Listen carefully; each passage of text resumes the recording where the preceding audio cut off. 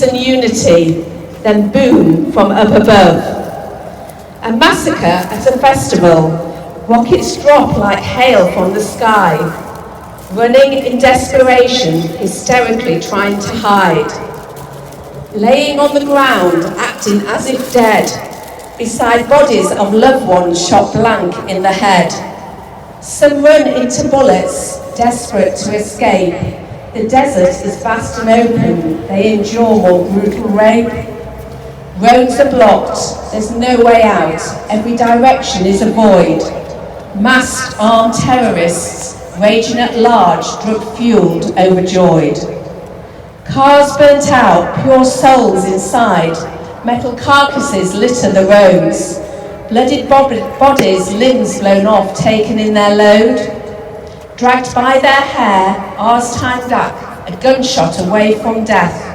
Chaos, bedlam, anarchy, any moment their last breath. Forced into Gaza, kidnapped and paraded, spat on, stamped on, lured at, barricaded and aided, degraded. Injured beyond imagination, the street they now ignite. Sweet throwing celebrations, a perverse, unfathomable delight. World, I ask your verdict, how do you reply? They say, we don't believe your evidence, we think it's all a lie. We believe you're all complicit, we now wage our war on you. We'll target and destroy you, we'll turn on every single Jew. We'll march the streets, we'll spread the hate, we'll tear down hostage posters. We'll turn your world upside down, you'd wish you'd never host us. We'll deny your pain, we'll damage your goods, we'll graffiti on your doors. We'll turn you into the wicked ones, we'll be out in scores and scores. We'll rename it the resistance, we'll call it freedom fighting. We'll make you think you're going mad with off-the-scale gaslighting. We'll camp at universities, we'll call it the occupation. We'll damage the meaning of Zionist on every demonstration. We'll bombard social media, we'll infiltrate your lives, we'll threaten your very existence, we'll hope you don't survive. We'll turn the world against you, we'll make you the terrorist state. We'll turn your truth into lies, we'll make it legitimate. We'll shout you out of theatres, we'll damage synagogues. We'll intimidate you on the street, we'll change the dialogue. We'll fly the Palestinian flag, we'll engage in no discussion. We'll deface Jewish monuments, there'll be no repercussion. We'll circulate propaganda, we'll cover up our face. We'll wear terror-inspired headbands, we'll annihilate your race. We'll make up genocidal slogans, we'll chant them on the streets. We'll make your city unbearable, week after week after week. And as we stand there, shocked and astounded, completely floored and entirely dumbfounded, they've ignited our hearts. We will fight back with honesty, accuracy, truth, and fact. From the depths of our soul, we will tell you this: we will never, ever cease to exist. Ladies and gentlemen, 1 minute silence.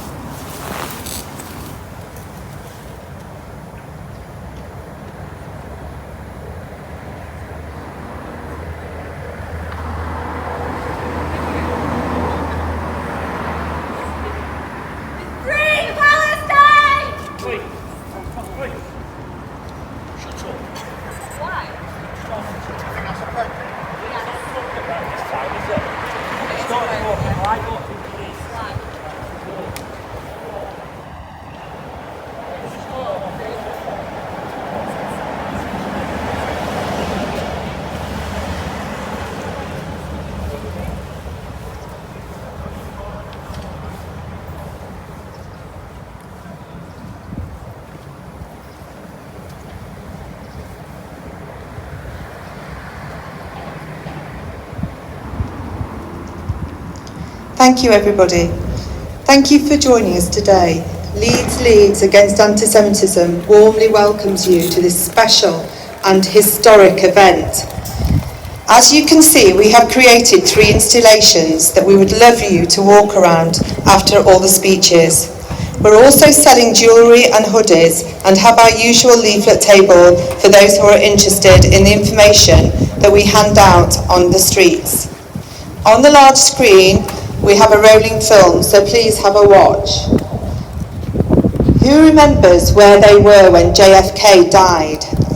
Obviously not me, because I'm too young. Or what about Elvis? I pretend that I'm too young.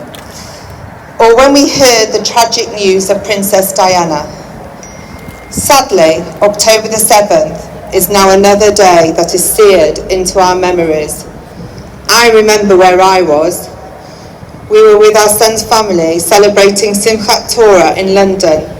People were crying, sharing what I thought at the time were wild stories beyond comprehension that just couldn't be true.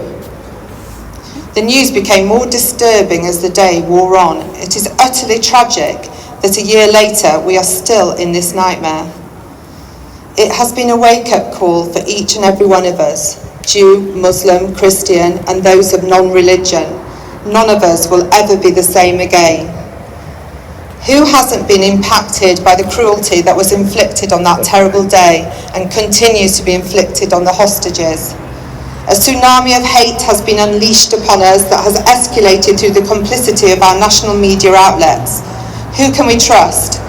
We have lost trust in our media and we look around us and search for like-minded people to find solace and shared comfort. We are so grateful for any glimmer of support. I would like to share some positives, however. I've made so many new friends, both in person and virtually. To really cheer you up, please follow on X, Cheryl I Wrote It, Lee Kern, Nasha Jew, to name just a few. There are so many brilliant, articulate supporters on social media. There is also an undeniable feeling of pride in the ingenuity, resilience and bravery of Israel, giving hope to millions of Lebanese and Iranians and to all of us with a new reshaped Middle East. Brian and I have just come back from Israel and I would like to share with you that the Israelis I met said thank you. Thank you for speaking up. Thank you for your support. Thank you for caring.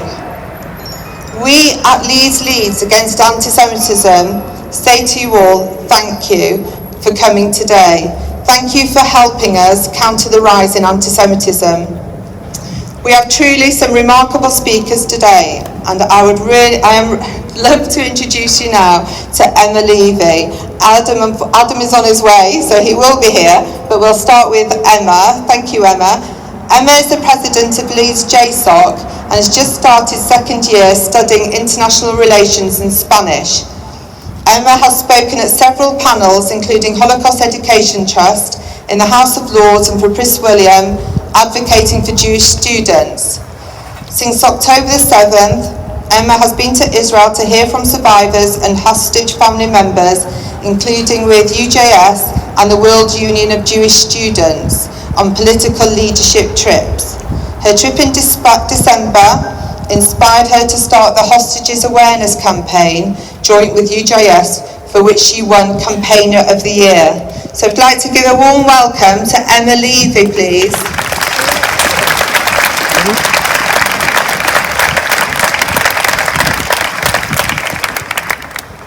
October the 7th was during my first week of university, a time that should have been filled with new friendships, parties, and uninhibited fun, was instead shattered by a nightmare that continues to this day, 1 year later. I heard the devastating news when I was on the way to lunch on Simchat Torah. My heart dropped in fear. Like many of you, I have a lot of family in Israel. My sister serves in the IDF and at the time was stationed on a base in the south, very near to Gaza and the kibbutzim attacked.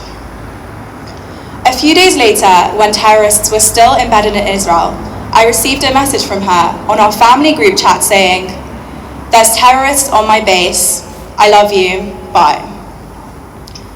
Thank God it was a miscommunication and it was simply reserve soldiers who weren't recognized. It's difficult to describe the feelings I experienced then. I'd seen pictures of what Hamas had done to soldiers, particularly young women. It was anguish like I'd never felt before, and I'm unlikely to feel ever again. I'm so lucky that this was a 10-minute long false alarm, but for the families and friends of thousands of Israelis, this is their reality. As concerns for my sister persisted, a new challenge unfolded on campus. In just a few days, hostility and fear became the new normal. As a politics student, I got into a disagreement with a classmate about the conflict. He later saw me across campus and beckoned me over, calling me a settler and a colonizer. Another student who I didn't know joined in the shouting, and when I walked away towards my friend, they screamed at me, "Go cry to your Jewish friends." Many lecturers, instead of spreading the truth, stoked the fire. One announced to a full lecture theatre that we need an intifada now, praising the so-called brave occupiers of the Parkinson building. An emeritus professor leaked the address of Hillel, encouraging protest outside, likely leading to its vandalism a few days later.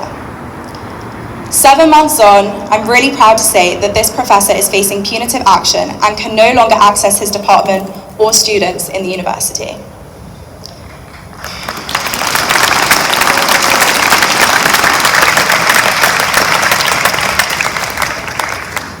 The combination of these experiences was a rude awakening to what it means to be a Jew on campus. I had two options: either hide, keep quiet in my lectures and with my new friends about my true opinions and identity, or I speak up, use this as an opportunity to educate and advocate for my people, but also for truth. Standing here today as JSOC president, I think it's obvious which route I chose. I was elected in December last year, just a few months into Leeds. 2 weeks into the job, crisis struck. A malicious and aggressive campaign was launched against our beloved chaplain Zachariah for the alleged crime of serving in Miloim. Soon after, the address of Hillel was leaked, and a few days later, it was vandalized with graffiti. This was the most blatant act of campus anti-Semitism in memory. Leeds Hillel has flourished as the hub for Jewish student life for over 70 years, untouched. The fact that our one safe space amidst all the madness was attacked sent shockwaves throughout not just the Leeds community, but worldwide, so much so that the President of Israel asked, "How's Leeds? I've heard it's awful there." But in the wake of this horror, what I will always choose to focus on is the incredible support we received. I would like to take this opportunity to thank you, the North Leeds community. Thank you to everyone who offered Shabbat hospitality and donations to ensure that Jewish student life continues to thrive. Thank you for attending our Stand Against Anti-Semitism and demonstrating that we're not alone in this fight. It meant so much to me personally, as well as the wider student community. October the 7th brought on unimaginable trauma, loss, and horrors that we wish could be undone. However, it's undeniable that it's created a sense of solidarity that perhaps we didn't feel like we needed before. I see this so poignantly in the relationship between Leeds JSOC and the North Leeds community. It's something that in future years should be nurtured and treasured. We will forever be grateful for your love in our time of need. There have been several other examples of strength and solidarity that I would like to share. Hillel was vandalized on a Friday morning, and the next day at Shacharit on Shabbat morning, the shul was the most busy it has ever been in memory. We came together to celebrate my friend Oz's late bar mitzvah. The Monday after, we hosted a party with about 300 people crammed into Hillel, as planned, pre-vandalism, to prove to Jewish students that we will not let hate define us. We carry on. These examples are testament to the spirit of not only Jewish students in Leeds, but the Jewish people as a whole, unbreakable. We held a stand against anti-Semitism weeks after the vandalism that many of you attended. Around 300 people gathered in the center of campus, making a bold statement that we will not give in to intimidation. It was dignified, peaceful, and brave. But most importantly, it served as a reminder to both ourselves and the outside world that Jewish students are here. We matter, and we're not going anywhere. Gone are the days where Jews keep their head down, trying not to be noticed. Whilst this isn't the university experience I ever imagined for myself, I have found advocating for my people the most rewarding path I could ever have chosen. Whether that's sharing the experiences of Jewish students with politicians and the media, or campaigning for the hostages, I simply feel it's the right thing to do, and it's the only thing to do.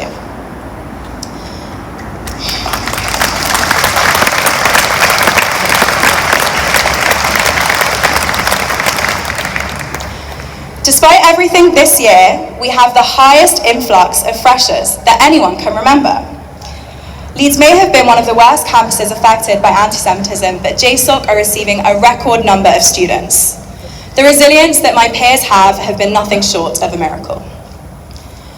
Another aspect that has guided me throughout this time has been Israel. Since October the 7th, I've had the opportunity to go 3 times. In December, I went to visit my sister and friends, and I also went in April and in August on a UJS leadership and with the World Union of Jewish Students, respectively. On all of these times, I've spoken with relatives of hostages or those murdered by Hamas.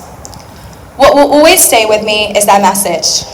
Keep fighting for the hostages, for Israel, for truth, and for justice.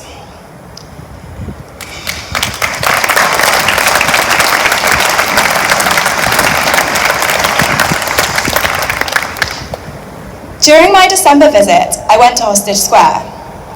Wandering around, I stumbled across an American delegation who were hearing from Omer Shem Tov's parents. I remember his mother saying how he has asthma, and the pain in her eyes when she said how he didn't have his medication. How could he survive? Omer was kidnapped at Nova and is still in captivity 1 year later. Meirav, the Hostages and Missing Families coordinator, then spoke about all the incredible efforts the Forum have done. Within hours of October the 7th, Israelis from all over the country mobilized with a singular mission of getting the hostages home. Thus, the headquarters were born, working day and night to get the hostages home. Their work spans from raising awareness and campaigning to providing therapeutic support to families and returned hostages. They also have significant diplomatic weight and have played a huge role in the international arena. After hearing this, I was struck with a feeling of, I have to do something. It was one of those epiphany moments that's make or break. So I went up to Meirav and introduced myself as the very newly elected JSOC president in Leeds. I asked, what can students in the diaspora do? She then invited me back to the HQ and showed me the intricate workings of the Forum. The best of every sector in Israeli society, finance, advertising, law, diplomacy, etc., pause their day job to use their skills to bring them home now. This felt like the most Jewish thing ever. We were always taught from a young age that God gives us skills and opportunities, and it's our responsibility to harness them for the good. This is exactly what the Forum does, and it's what I realized students need to do. Our advocacy today can influence the future lawyers, politicians, and thinkers of tomorrow. A simple conversation could impact a non-Jewish student's perspective in ways that we can't imagine. From that trip, I collaborated with UJS to organise the UK Students Hostages campaign, nationwide. 6 months later, I went back to the Forum and actually bumped into Shelley there. When I shared what had been done on campus, such as the challah bake for the hostages across 20 different campuses, or the money we raised, it meant so much to them, more than we could ever imagine. They always ask that we share their stories, so I'm taking the opportunity to do so now. In April, I visited Kfar Aza and heard from Chen, who, thank God, was away on the 7th of October.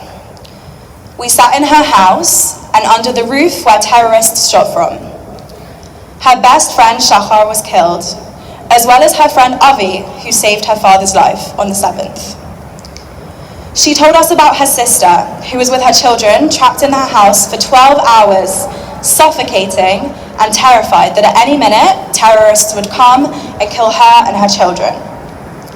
They were the lucky ones, they survived. On my most recent trip, I visited the Magen David Adom headquarters and heard from a first responder at the 7th of October. She played the recording of a 7-year-old boy from Kibbutz Be'eri, calling her, explaining, "My parents and younger sister have just been murdered in the kitchen. I'm now hiding in the wardrobe. What do I do?" It's our duty to share stories like these because they're not stories, they're a reality.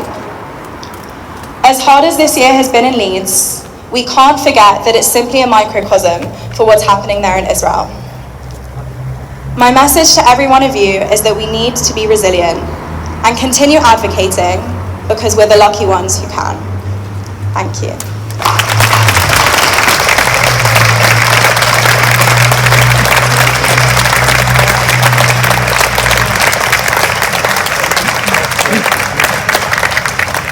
Thank you so much, Emma. Okay, now I'd like to introduce you to Mark Burbeck. So Mark is described as a supermensch by those who know him. Mark Burbeck and a number of concerned individuals founded Our Fight in the shadow of 7/10 pogrom. They were shocked at the lack of empathy for Jews and Israelis in the days and weeks that followed 7/10 and realised a new organisation was needed. One aimed at convincing non-Jews that anti-Semitism is the most significant issue of our time. In the years since 7/10, the campaign has organised protests and counter-protests, challenging boycotts, arms embargoes, curbs on free speech, and amnesia around the role of Hamas. Mark has spoken about the work of the campaign on the Institute of Ideas podcast, Andrew Doyle's Free Speech Nation, Andrew Gold's Heretics podcast, Spike's Last Orders, Ben Kentish on LBC and NTD. He has also written on some of these issues for Spiked. So welcome, Mark.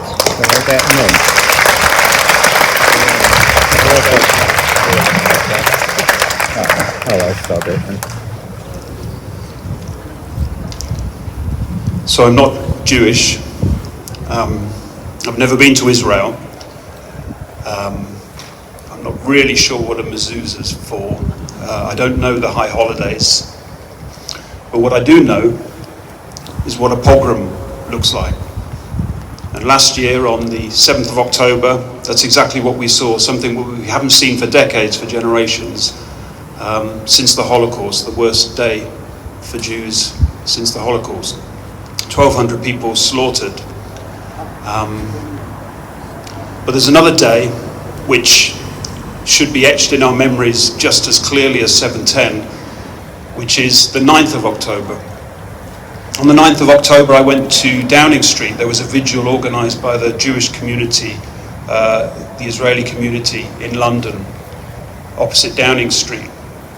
There were young people there with their Israeli flags draped around their shoulders, lighting candles, remembering, even as the news was still emerging, friends who'd been killed at the Nova Festival. They still at this time didn't even know where people were, whether they were hostages, whether they were dead, whether they were safe. Comforting each other, some songs. And I went along to this vigil naively expecting there to be a trade union banner here, maybe some friends and neighbours with inadequate words, but at least some words and maybe a hug for our fellow citizens who were caught up in this crisis. And they weren't there. There was nothing. The lack of people there was quite shocking. But that was not the whole story, because later that evening, when I got home and saw on the news that there'd been a party outside the Israeli embassy. People had been celebrating, setting off fireworks, singing, dancing in the street, imagining that this was some kind of struggle for freedom, this pogrom. So that was the 9th of October. And for non-Jews, this is probably the most significant of the 2 days, because this is the day when people didn't step up. There were people who weren't outside at Downing Street showing solidarity. And maybe, sure, people weren't outside the Israeli embassy either. But the thing is that If your voice isn't being heard, then the only voice that's being heard is the marches through London.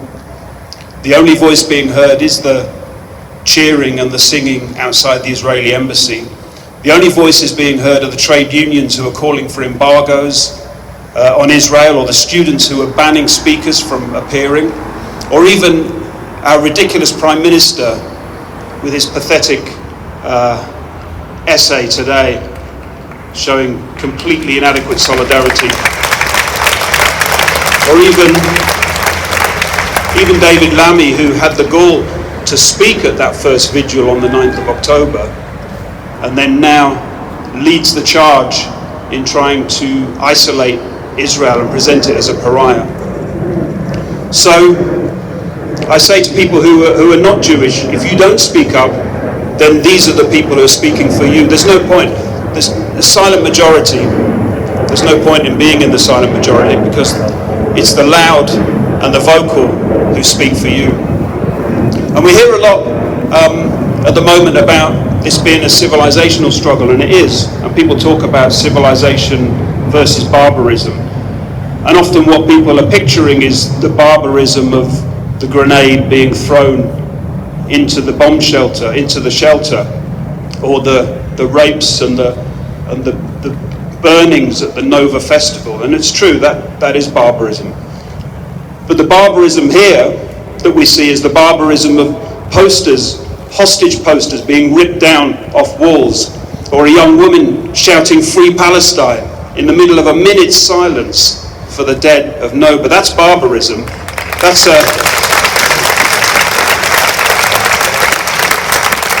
a civilization. That's a civilization that's lost direction. And so, over the last year, I've been embarrassed. A number of people who've said to me, "Thank you for setting up our fight. Thank you to my friends and colleagues who joined and set the campaign up." And I've been embarrassed. I've been embarrassed because people feel they even need to thank us. I've been embarrassed that there are so few of us, and I apologize for that, and I'm doing what I can. And I feel embarrassed because we should be thanking you. Israel is leading the fight for civilization.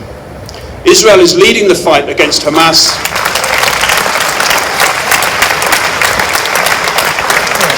Israel leads the fight against Hezbollah, against the IRGC, and they're being presented as a pariah for doing so. And so I thank you. It's an honor to stand with you. It's an honor to be here today. And Israel, your fight is our fight.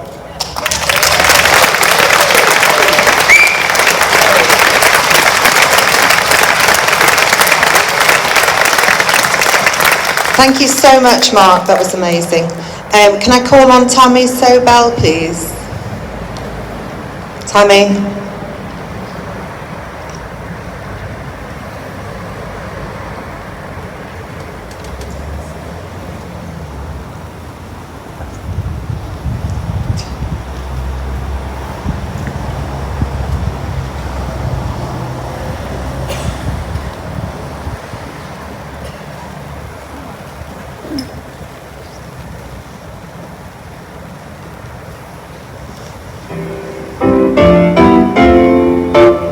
A song about how we all need each other in these times.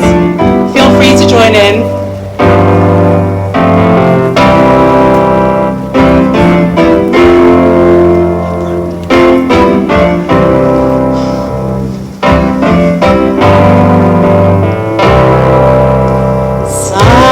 Sometimes in our lives we all have pain. We all have sorrow, but if we are wise, we know that there's always tomorrow. Lean on me when you're not strong. I'll be your friend. I'll help you carry on, and it won't be long till I'm gonna need somebody to lean on.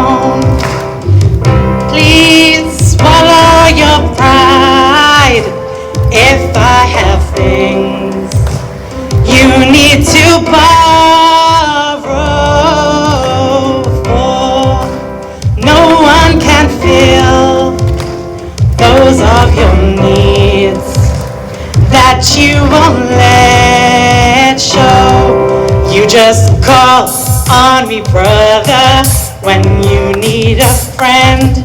We all need somebody to lean on, and it would be a problem that you'll understand. We all need somebody to lean on me. When you're not strong, I'll be your friend. I'll help you carry on, for it won't be long. We're all gonna need somebody to lean on. One more time. Lean on me when you're not strong. I'll be your friend. I'll help you carry on, for it won't be long. We're gonna need somebody to lean on. Thank you. Let's all lean on each other. Jews, non-Jews, whoever you are, we need each other right now. Thank you.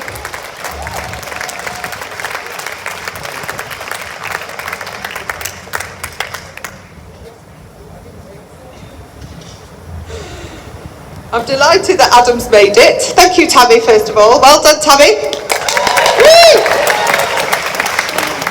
Adam Manit is a British Israeli living in Brighton. His cousin, Tashi Adan, 50, is one of the 101 hostages in Gaza. Tashi's eldest child, Mayan, 18, was murdered on October the 7th. Adam has spent every day since that terrible day advocating for his cousin Tashi and for all the hostages to be brought home. Bring them home now.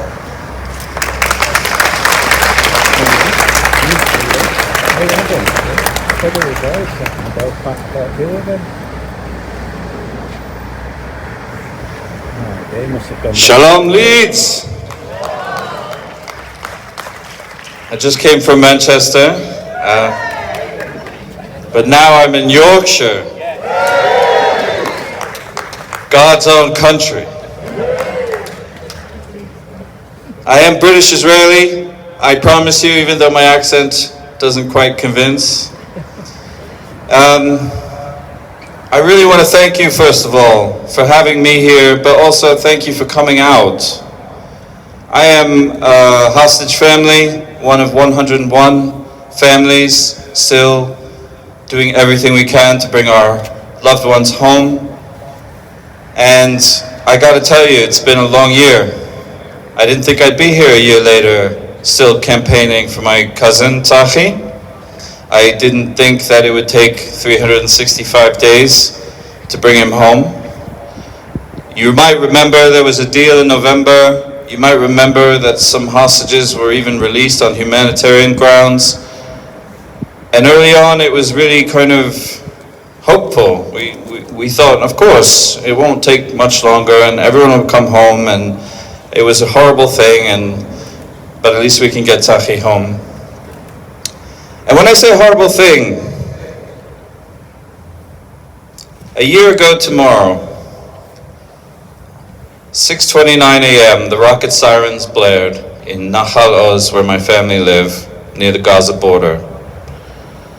Thousands of rockets flying, the children sleeping in the bomb shelter. As is common in the area, you don't have the Iron Dome to protect you because it's too close to Gaza. It's too difficult for the Iron Dome to lock on and take out rockets. The only safety you have is a bomb shelter. And so many families have their children sleep in the shelter as security. And so when they heard the rocket sirens, as is quite normal in those areas, they rushed into the bomb shelter with the children. My cousin Tahi, his wife Gali, and his 3 children, Mayan, Yael, and Shachar. They have 4 children. The 4th was in Tel Aviv, fortunately. They realized quite soon that it wasn't just rockets. First of all, they heard gunfire.